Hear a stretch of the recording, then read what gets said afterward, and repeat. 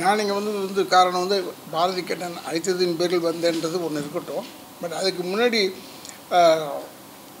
எனக்கு திடீர்னு ஒரு மெசேஜ் வந்தது. அது த்ரூ மை ஃப்ரெண்ட் வந்தது. அதனால் அதை ஓப்பன் பண்ணி பார்க்குற மாதிரி ஓப்பன் பண்ணேன். ஓப்பன் பண்ணால் இவருடைய பேர், இவர் ஃபோட்டோலாம் போட்டே வந்தது. இவர் ஏன் இப்படி பண்ணார்? எடுத்தோட நான் யோசித்தது தான், ஏன் இப்படி பண்ணார்? இப்படி பண்ண மாட்டார், நல்ல மனுஷனாச்சே, ரொம்ப காட் ஃபியரிங் ஃபுல்லோ, சாமி படமாக நிறைய எடுத்திருக்காரு, இவர் ஏன் பண்ணார் இப்படி? சரி, அவரே கேட்போம். அவர்கிட்ட ஃபோன் போட்டேன். அண்ணே இப்படி தானே எல்லோரும் கேட்குறாங்க, இல்லைண்ணா அது தப்பாக போட்டாங்கன்னு. தப்பாக போட்டால் அது வந்து பெரிய தப்பு. ஏன்னா சாதாரணமான ஆள் இல்லையா, ஒரு டைரக்டரு 6-10 படம் எடுத்தவர். அந்த படம் எடுத்ததுக்கு ஒரு மரியாதை வேணும், ஒரு டைரக்டர்ன்றது ஒரு மரியாதை வேணும். சமட்டு மேனிக்கு போடக்கூடாது. இப்போ நான் சொல்கிறதுனால என் மேலே கோவப்பட்டு ஏதாவது ஒன்று எழுதலாமான்னா அது எழுதுறதுல ஒன்றுமே உங்கள் எழுத்து உரிமை இருக்குது. ஜனநாயக நாட்டில் எல்லாருக்கும் அவங்கவுங்களுக்கு உரிமை இருக்குது.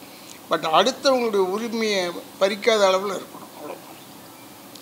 இப்போ என் பேரில் கூட தான் அவங்க ட்ரபிள் சொல்கிறாங்க. என் பேரே இல்லை முதல்ல, அப்புறம் இப்போ திடீர்னு என் பேரை யூஸ் பண்ணி தான் பேசுகிறாங்க. அது அப்படி தான் பேசுவாங்க. அது ஒன்றும் ஒரு பெரிய பிடிக்காதவங்கன்னு ஒரு 200 பேர் இருக்காங்களே, 1700 பேர் எங்கள் மெம்பர்ஸ்னால் அதில் எப்படி 200 பேர் பிடிக்காதவங்க இருப்பாங்க. நீங்கள் எல்லாருமே நமக்கு பிடிச்சவங்க நினச்சிக்கிட்டு இருக்கக்கூடாது. நீங்கள் இப்போ எலெக்ஷனில் வின் பண்ணுறாங்க, ஒரு எம்எல்ஏ வின் பண்ணுறாருன்னா அவருக்கு ஓட்டு போடாதவங்க கூட இருக்காங்களே நிறையா. அவர் ஒரு கட்சியில் இருந்தார்னா இவங்க ஒரு கட்சியில் கொண்டாடுவாங்க. அப்போ அவரை அவங்க இல்லைன்னு சொல்லிடுறதா? எல்லாருக்குமே அவர் இப்போ நம்ம முதலமைச்சர் இருக்கார், மாண்புமிகு முதலமைச்சர் இருக்காருன்னா அவருக்கு நம்ம ஓட்டு போடாமல் போயிருக்கலாம். பட் இருந்தால் கூட அவர் எல்லாருக்குமே முதலமைச்சர் தானே, எல்லாருக்குமே வேண்டியப்பட்டவர். எனக்கு வேண்டியப்பட்டவர், உனக்கு வேண்டியப்பட்டவர்ன்றதெல்லாம் கிடையாது. அதனால்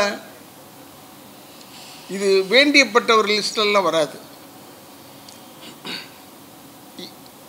ஒரு பர்சனலை பற்றி இப்போ இவரை பற்றி போட்டதுனால எனக்கு பெரிய ஷாக் ஆகிடுச்சா, ஏன்டா இவர் இப்படி இது மாதிரி பண்ணார், எடுத்தோடனே பண்ணார், அந்த முடிவுக்கு தான் போகிறேன். ஏன் இப்படி பண்ணார், இப்படி பண்ணியிருக்கக்கூடாது அப்படிலாம் யோசிக்கிறோம்.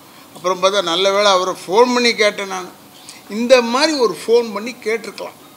அவங்க நியூஸ் போடுறதுக்கு முன்னாடி இவருடைய நம்பர் எங்கெங்கே பாரதி கண்ணன் நம்பர் இருக்காருன்னு டைரக்டர் யூனியனில் கேட்டால் உடனே கொடுத்துருப்பாங்க. அவரோடய பேசியிருக்கலாம். பேசிட்டு சார் இப்படி வருது சார் செய்தி போடலாமான்னு. எதுக்காக சொல்கிறேன்னா, இப்படி ஒரு செய்தியை போட்டு ஃபில்லப் பண்ணணுன்றதே கிடையாது. நான் உடல்நிலை சரியில்லைன்றதை போட்டாங்க.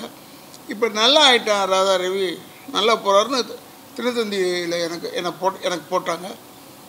இப்போ நிறைய படம் நடிச்சிட்டு இருக்காரு சொல்கிறாங்க. அது எனக்கு திருப்பி ரீஜெனுவேஷன் மை லைஃப். நான் ரீஜெனுவேட் ஆகிடுவேன். நீங்கள் ஏன்னா நீங்களும் நாங்களும் ஒன்று தானே, நம்ம ஒன்றுக்குள்ளே ஒன்று, உறவினர்கள் மாதிரி நம்ம. அதனால் நீங்கள் இல்லாமல் நாங்கள் இல்லை, நாங்கள் இல்லாமல் நீங்கள் இல்லை, இப்படித்தான் நம்ம வாழ்க்கை. அதனால் தயவுசெய்து இனிமேல் போடும்போது எதுவுமே கொஞ்சம் தெரிஞ்சுக்கிட்டு போட்டிங்கன்னா கொஞ்சம் சிறப்பாக இருக்கும்.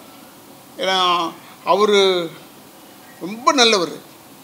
பாரதி கண்ணன் வந்து ரொம்ப நல்ல மனுஷன். இந்த மாதிரி ஒம்புத்தும்புக்கே போக மாட்டார் எதுக்குமே. அதனால தான் நான் வந்து யோசித்தேன், ஒம்புத்தும்புக்கு போகிற ஆளாக இருந்தால் ஒருவேளை இப்படி செஞ்சுருப்பாண்டான்னு சொல்லுவோம். ஆனால் இவர் செய்ய மாட்டார்னு எனக்கு தெரியும். நான் தனிப்பட்ட முறையில் அவரோட ஃபோனில் பேசும்போது அப்படி தான் பேசுகிறேன். ஏன்னா அதே செய்தி வந்திருக்கு உன்னை பற்றி, எதுக்கு இவர் பயன்ட்டார், என்னை பற்றி வந்திருக்கு. ஏன்னா இவருடைய ஃபோட்டோ போட்டதுனால தப்பாயிடுச்சு. பேர் ஒரே பேர், 2 பேருமே ஏறத்தாழ ஒரே பேர், பக்கத்தில் இருக்குது. அந்த இப்போ இல்லை, அது மாதிரி இல்லை. பட் அதை முதல்ல கேட்டிருந்தா, இப்போ இந்த நியூஸ் பெருசானதுனால இதுக்கு கவுண்டர் எப்படி பண்ணுறது அது எனக்கு தெரியவே இல்லை. ஏன்னா ஒரு வாட்டி நியூஸ் பரவிடுச்சுன்னா பரவுனது தான். அதுக்கப்புறமா இப்போ திருப்பி புதுசாக கெட்ட செய்தி உடனே பரவிடுது. நம்ம இல்லைன்னு சொல்கிற செய்தி வந்து அவ்வளோ ஃபாஸ்ட்டாக பரவுது. ஆமாம். அதனால் இப்போ வந்து நம்ம அதை இல்லைன்னு சொல்கிறதுக்காக தான் உங்களெல்லாம் கூப்பிட்டு உங்களுடைய உதவிகளெல்லாம் நாடி இருக்கோம். நீங்கள் தயவுசெய்து இதை வந்து ஒதுக்காமல் இதை எடுத்து சொல்லுங்கள். நீங்கள் சொல்கிறதுல தான் சினிமாக்காரங்க லைஃப் இருக்குது. சினிமாக்காரங்க லைஃபோடு இருந்தால் தான் நீங்களும் இருக்க முடியும். பத்திரிகைக்காரர்களுக்கும் நம்ம எல்லாமே நான் தான் சொன்னேன், வேர் ஆல் ஹேண்ட் இன் க்ளவுஸ் என்று சொல்லி தயவுசெய்து இந்த செய்தியை போட்டு இவரை தப்பாக போட்டாங்கன்றது நீங்கள் சொல்கிறதுல தான் தெரிய போகுது என்று சொல்லி விடைபெறுகிறேன். நன்றி. தொடர்ந்து பல முன்னணி ஊடகங்கள் வந்து இதுமாரி ஃபேக் நியூஸை வந்து பரப்பி கான்ட்ரவர்சிக்காக இல்லை அவங்களோட டிஆர்பி ரேட்டுக்காக இது மாதிரி பண்ணுறாங்க. அதை நீங்கள் எப்படி பார்க்குறீங்க? இல்லைங்க, அப்படி வேணும். இப்போ நீங்களே தொடர்ந்து பேசுகிறதுன்னு சொல்கிறீங்க. இவங்களே பெரிய பத்திரிக்கை, யார் பெரியவர் யார் சின்னவர்ன்றதே தெரியாதுங்க. அதில் நீங்கள் சொல்கிறது வந்து டெய்லிஸ் அண்ட் வீக்லிஸை சொல்கிறீங்களா என்னென்னு எனக்கு தெரியல. பட் இப்போ எல்லாருமே இந்த யூடியூப் தான் பார்க்குறாங்க.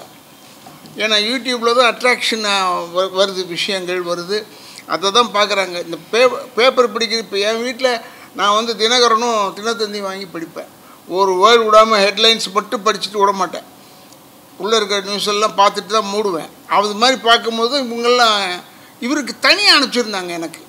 அது எதுலன்னா என்னுடைய யூடியூப் யாரோ என் ஃப்ரெண்டு ஒருத்தர் அனுப்பிச்சிருக்காரு. வாட்ஸ்அப்பு, யூடியூப் அதெல்லாம் அனுப்பிச்சிருக்காங்க. அது தவறு தான், கண்டனத்துக்குரியது. எதுவாக இருந்தாலும் சரி, ஃபேக் நியூஸ் போடுறது வந்து தப்பு. ஃபேக் நியூஸ்ன்றது போடக்கூடாது. சிலர் உயிரோடு இருக்கிறவங்கலாம் இறந்துட்டாங்கன்னு சொல்லியிருக்கிறாங்க. இது வந்து மறுப்பு தெரிவித்து போடுங்க அப்படின்னு சொல்லி மாலை மலர்கிட்ட சொல்லியிருக்கிறாங்க. அவங்க வந்து போட மறுக்கிறாங்க. அது வந்து இனிமேல் வந்து எங்கள் தலைமை, எங்கள் யூனியனு, இந்த பெப்சி 24 கிராஃப்ட்ஸு எல்லோரும் சேர்ந்து ஒன்றா சேர்ந்து செய்ய வேண்டியது. We will go to meet CMI meet பண்ணி ஆகணும்னா வில் மீட். அதில் ஒன்றுமே தப்பு கிடையாது. ஏன்னா அவரையும் பார்த்து சொல்லணும். ஆனால் போகும்போது நான் வரமாட்டேன், நீ வரமாட்டேன்னு இருக்கக்கூடாது. All the heads of the union வந்துடணும். சினிமாக்காரனை மொத்த பேரும் வர வேணாம். இந்த யூனியன் தலைவர்கள் வரைக்கும் வந்து போனால் கூட போதும். போய் இதை சொல்லி ஆகணும். நீங்கள் சொல்கிற பாயிண்ட்டு நான் அக்செப்ட் பண்ணுறேன். ஏன்னா ஃபேக்காக போடுறதுன்றது தப்பு. நியூஸ் ஜஸ்ட் ஃபில்அப் பண்ணக்கூடாது. இருக்குதான் தெரிஞ்சுக்கிட்டு ஃபில்அப் பண்ணணும். யாரோ ஒருத்தவங்க சொன்னால் கூடங்க அதை வந்து கன்சர்ன் ஆள் யாரை பற்றி பேசுகிறாங்களோ அவங்கக்கிட்ட விசாரிக்கணும்ல. அதில் ஒரு பிஆர்ஓ கிட்டே அதை கேட்கலாம். ஒரு கேட்குறதுல ஒன்றுமே தப்பு வராதுங்க. இது வந்து அவங்க ஃபேக்காக போடல, அவங்க ஒரு சில தான் போட்டிருக்காங்க. பேர் ஒரே பேர், ஆனால் ஃபோட்டோ தான் வேறு. அது எவ்வளோ பெரிய லைஃப் போயிடுச்சே. இப்போ அதை இல்லைன்னு சொல்கிறதுக்கு எவ்வளோ நாள் ஆக போகுது. அது இல்லைன்னு சொல்லி திருப்பி மனசில் பதியணும்ல, இல்லையா?